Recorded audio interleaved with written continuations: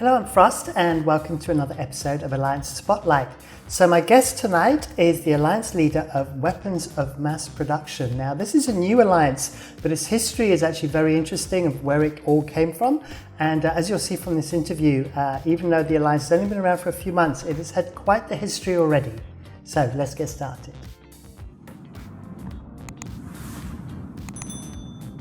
Hello and welcome to Alliance Spotlight, Thanak. So, Weapons of Mass Production.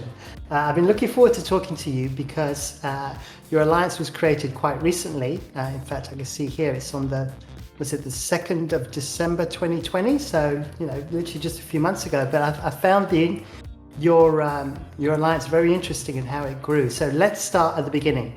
Thanak, tell me about how it all started. It started about a year and a half ago during the Christmas vacation. I was wanting to try Eve seriously. If you look at my character, you see that it's a 2003 character, but I haven't played. I played at launch for about two days, and my wife didn't like it, didn't like the game, so we ended up playing something else. And I reactivated that account about a year and a half ago. And I started as a solo player, and I was thinking, watching the Lone Wolf and other Eve video, I was thinking, I might as well record like my experience as a new player. And I started recording like every week what I was doing, week after week, like a vlog.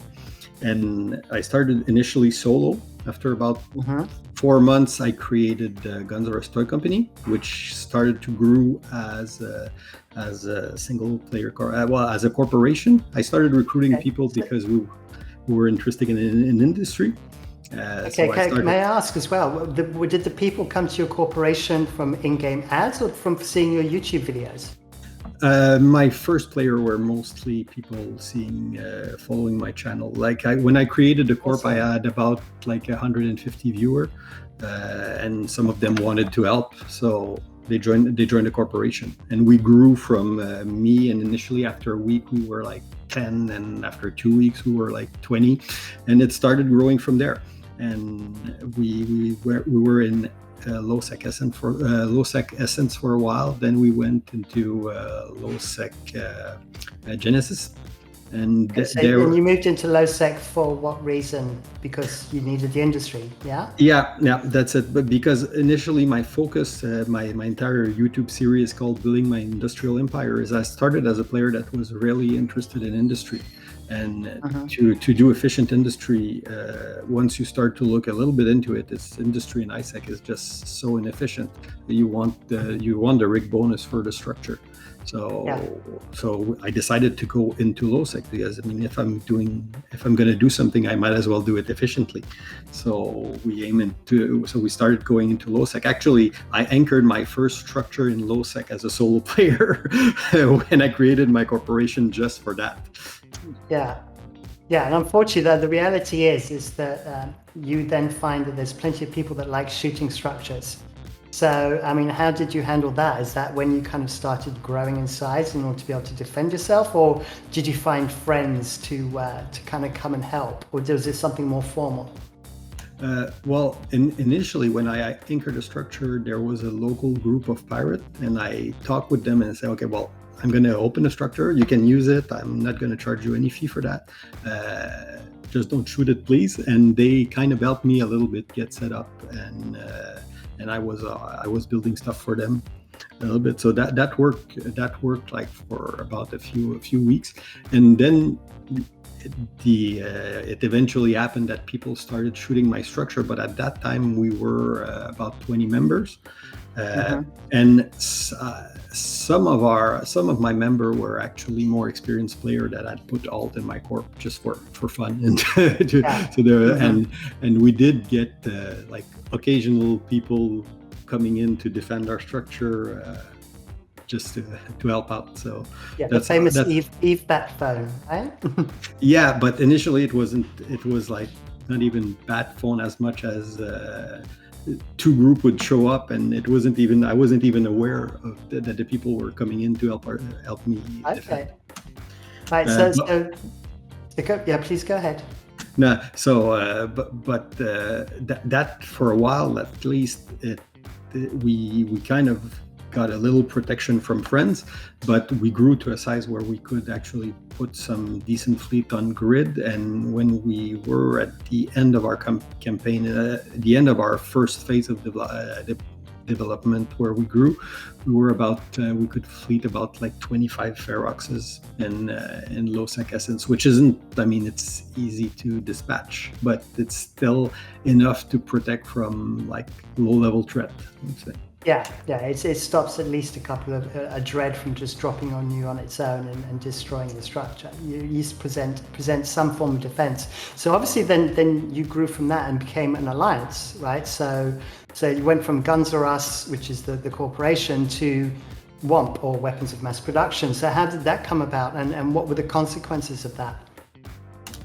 Well, after we left low sec essence, we went into Genesis, and then we got a second phase of our growth, I would say, where Rex and Darkstar joined us on one of his help, and he helped a lot to build like a baseline of actually structured PvP in Corp. So we were doing more and more roam, more gate camp, like active defense, and we grew from I would say 25, like I was saying, I always talk in fleet side, but we grew from fielding about 25 feroxes to fielding about we could field at that point maybe 50 rook, which was our battleship doctrine at the time in Becke.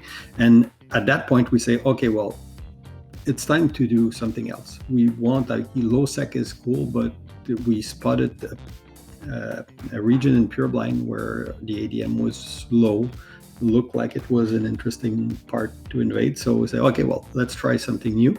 We have a good enough fleet. We can try to go grab some land in nullsec, and that's when we created the alliance to be able to hold the south. To hold the south, yeah. Okay, and so how did that play out? So already being able to field a 50-man fleet is pretty good, but when you're in nullsec, you need to then have those relationships with other groups sometimes. So how did that fare for you in Pureblind? I mean, did you manage to succeed in maintaining that growth?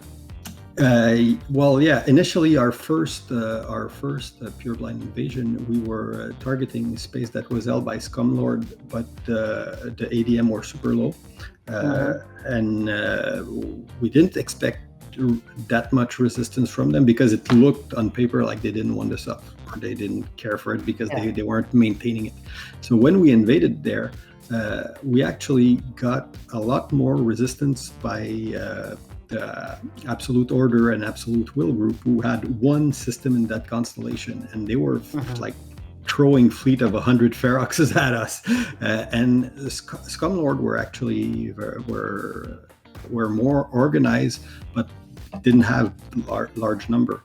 They were fielding maybe 10 player against us, and at that point we negotiated a deal with Scumlord where we bought their SOV to get them out of the war, because we could handle the Absolute group more easily. And then at that point, when we were focusing against just us versus the Absolute group, we got into a point where most of our players were like starting to progress in skill point, and we started to introduce Serbs, and we were just wiping feroxes after ferox, and eventually they stopped contesting us for that sub. So we managed to hold that one constellation in Pureblind for about 6 months, until we decided to move somewhere else. Okay, so you moved, and so the reason for that move was what? Better resources or new friends? Well, growth, actually, because we were in a point where we had 7 system in Pureblind, and most of any expansion around us was kind of blocked. Either we would be fighting Benderlog, which was a very big group, and they are time zone tanking to a point where it's atrocious to fight against them, or we would be fighting Volta, which was stronger than us, at least on the cap fleet part. On the subcap, at our peak, we were kind of holding our own, but they could drop cap and we couldn't. So basically we were kind of boxed in. And we were growing to the point where we could put like more than 100, like our biggest fleet was around 120 in Alliance. So it was, we were growing to the size where a single constellation wasn't enough for the group. So we decided to try to go into Geminate because a lot of the system there didn't have IOB, and well, then we kind of got some minor setback, I would say, going there. Okay. So I mean, when you went to Geminate, where initially you said it was primarily a corporation of one, but you got other groups coming to join you, other corporations, right? Yeah. Was that at the Geminate time? No, that was at the middle of our pure blind phase, where Rusted and Rejuvenated was part of Hysteria. And they left Hysteria because they well, from what they explained to me, they had a disagreement with management there, and they joined WOMP and started living with us in our constellation, and the chemistry was working very well, like for where we were in a place that was secure. We weren't trying to grow, but then we were doing like nightly roam with them, and it was pretty fun. We had so that brings me on to an interesting question now, which is now that your alliance has kind of grown and your group has grown, now how would you describe the culture? How would you describe, is there a particular time zone? What are your players mostly like these days? Are they mostly industry people, mostly PvP, a bit of both? I would say that our culture is, we got a strong industrial background because like many of our old long-term player started being interested in industry, but they really understand that industry is based around structure, and to protect those structure you need to have a strong PvP background. So we are doing a lot of PvP, but again the core of our group is interested in industry. But we aren't like the typical, because Eve, like I've noticed after a while that industry has kind of the reputation of being Care Bear and can't fight, and that's not really the culture we have in our group, because most of our guys actually enjoy fighting, but they don't go out looking for trouble. Trouble usually find its way to us, and we deal with it. So.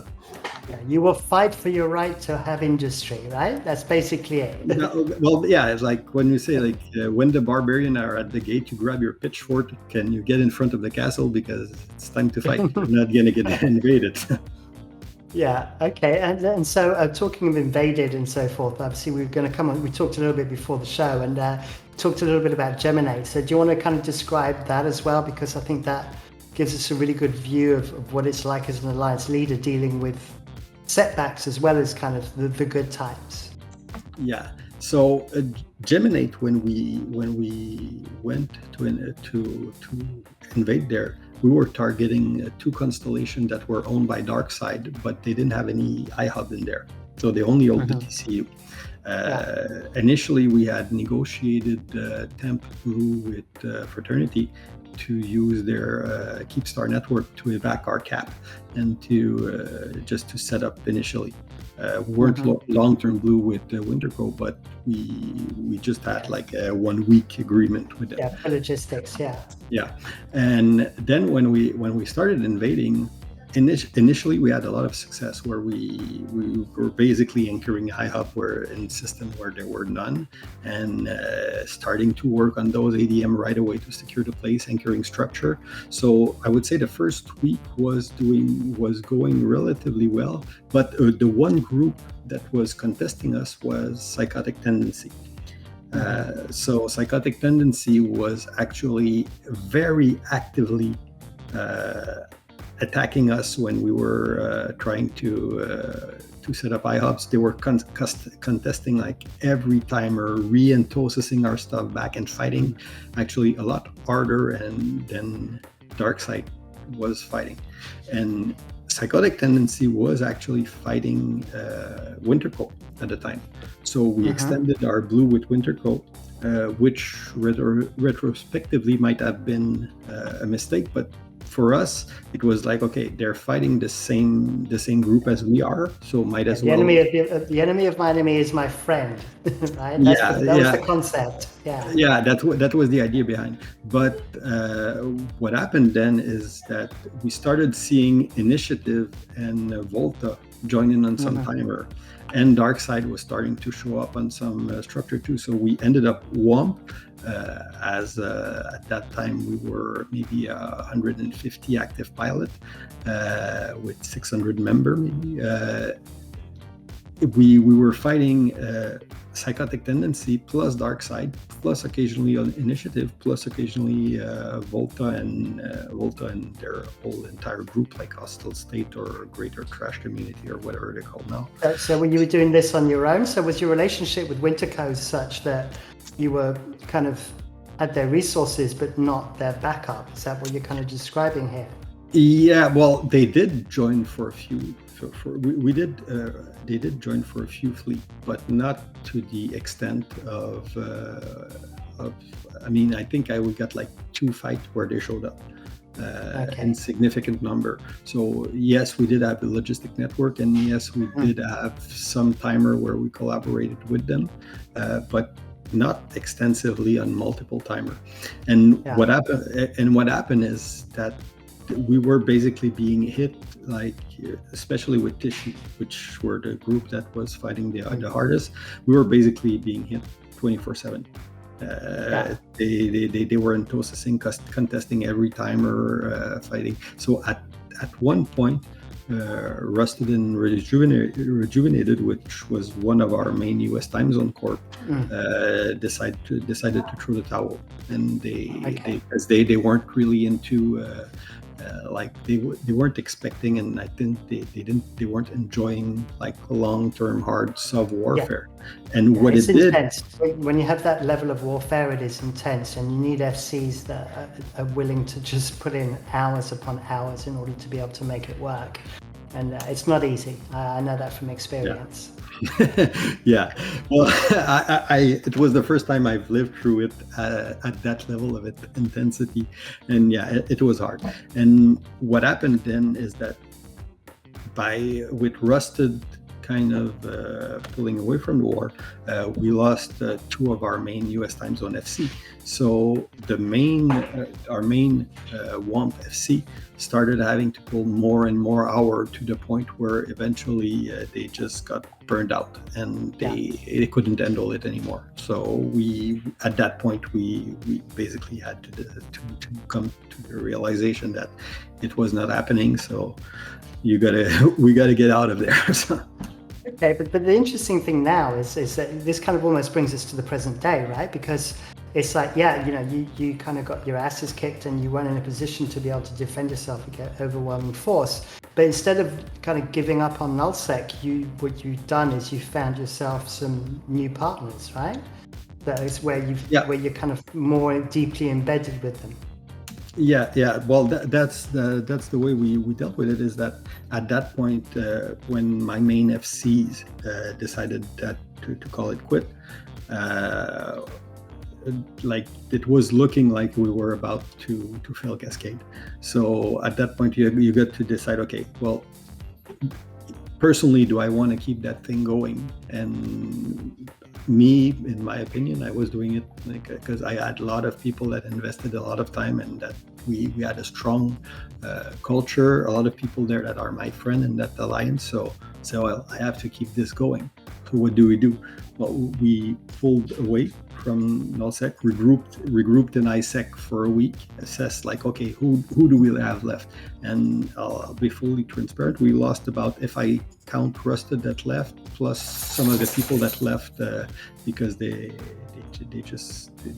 had enough of that, we lost about half of our member. So it's a big haircut, but the rest of the crew wanted to do something, and we weren't going back to ISEC, and low sec was an option we considered, but we were happy. So we were happy living the nullsec life, and most of our guys wanted to hold sub, wanted to put their structure, and wanted to keep the one flag. So I started shopping around. Say, okay, well, where can I live, and who would have me that would allow me to keep the WOMP alliance tag and to participate, but integrated into a larger group. But I didn't want to join a large group. So for me, Wintercode or PanFam Legacy, or TESS, that was not on my radar.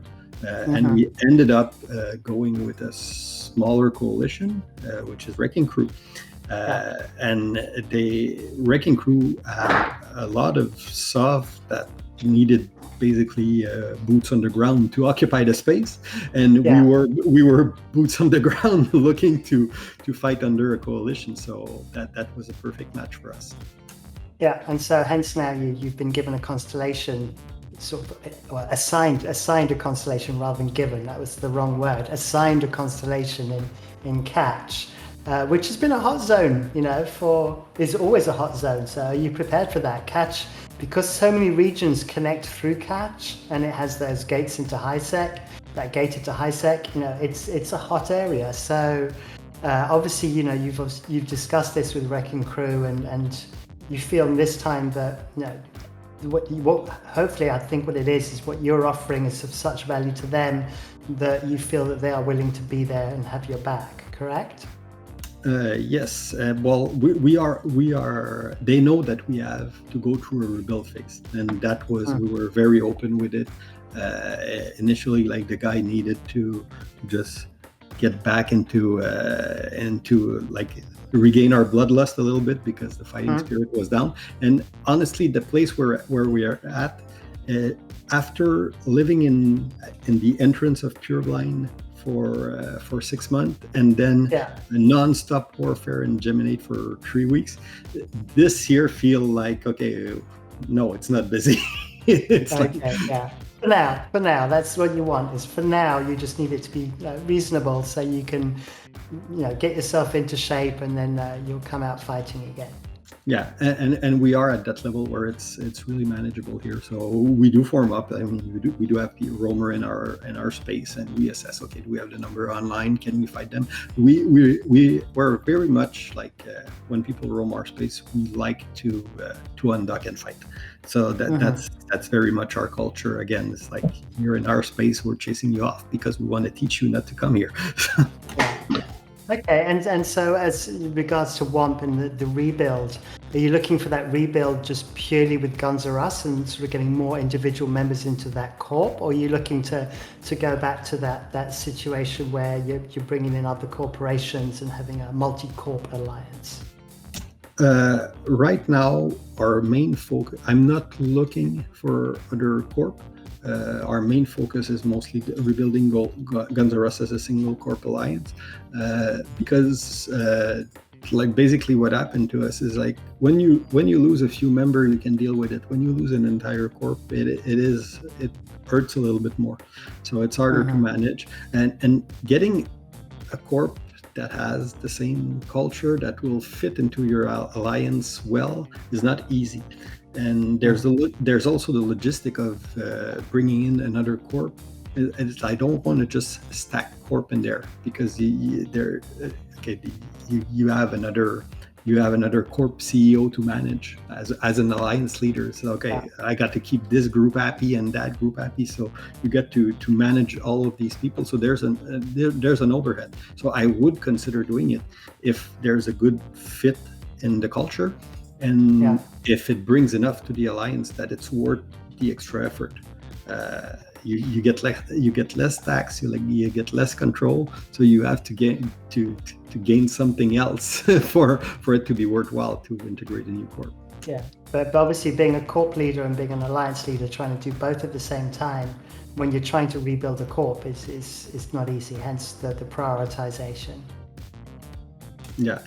And right now we do have a lot of members that were like junior FCs and junior leader that that just stepped up and are taking a bigger chunk of the work, and they're moving into senior leadership. And we did have a change of leaderships. Of some people got burnt out, some are taking a break, some are actually starting to come back after 3 weeks, and they're seeing, oh, they're still alive and they're still kicking, and it's going great. So maybe I was too quick to leave. So some of them are coming back. So we're slowly rebuilding. But okay. Excellent. So, we're kind of running into our time now. So what I would say is, how would you like to wrap it up? What is it would you like to say as a kind of a closing statement about weapons of mass production? Well, I would say that now we're starting to write the third chapter of our story, and it's a great time to join us and to come and be part of that story. Yeah, and it's serialized weekly on YouTube as well, so it's there for all eternity, right? Yep. Perfect. Well, thank you very much, Thanak. Thank you very much for coming on. It was really interesting. It was really good getting all the backstory as well of regards to the growth. And obviously, if anybody wants, I'll link it in the description below, a link to your channel, so people can then go through and see all of the various episodes covering all of the things that we talked about on this Alliance Spotlight. So thank you very much, Thanak, and hopefully we'll catch up soon for another one. Yeah, thank you. Right, bye. Bye. Well, there's quite a lot of history for an alliance that has literally been around for just a few months. So thank you very much to Thanak for coming on and talking about weapons of mass production. I hope you enjoyed the video. As always, be sure to like, subscribe, hit the bell icon for notifications, etc. You know how it works by now. And also be sure to check out Thanak's channel as well. The link is in the description below. I'll probably pin it as a comment as well. And you can go and check out the whole history that has been recorded for WOMP. All right, that's all from me. Until next one. Bye.